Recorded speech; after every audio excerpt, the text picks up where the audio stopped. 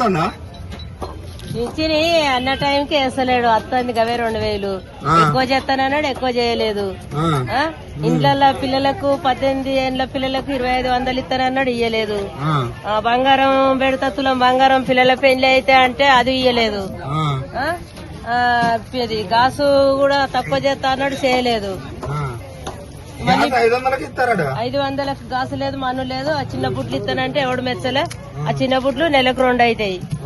అవి నెలకు 2 అవుతాయి. అవి ఎట్లా అవి ఎందుకని అంటే అవి పాత గాజులే నడుస్తున్నాయి. దానికి ఇంకా 50 రూపాయలు పెంచిండు.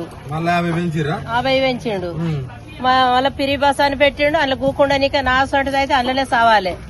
అట్లా పిరి బస్సు పెట్టిండు. మళ్ళా ఎక్స్ప్రెస్ ఎక్కిపోదా అంటే దానికి పైసలు ఎక్కువ చేసిండు.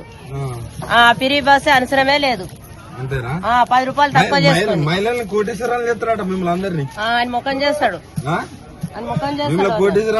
మీరు మళ్ళీ ఓట్లు అయితే సరిపోద్ది అంటాడు. మీరు ఎత్తారా మహిళలు ఓట్లంట? ఊళ్ళోళ్ళు నన్ను గెలిపించిరని ఊళ్ళోళ్ళకు సన్నబియ్యం ఫస్ట్ నెల ఇచ్చిండు.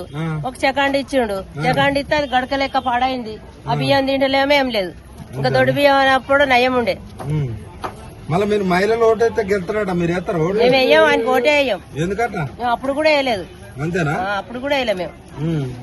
మరి ఆయన ఎక్కడికి పోయినా వేసిన వాళ్ళు ఎత్తునే గెలిచిండు. గది కాదు, ఇప్పుడు ఆయన ఏమంటుండంటే నేను ఎక్కడికి పోయినా నన్ను దొంగ లెక్క చూస్తారంటాడు. అంటే మరి అట్లనే చూస్తారు. ఎందుకు?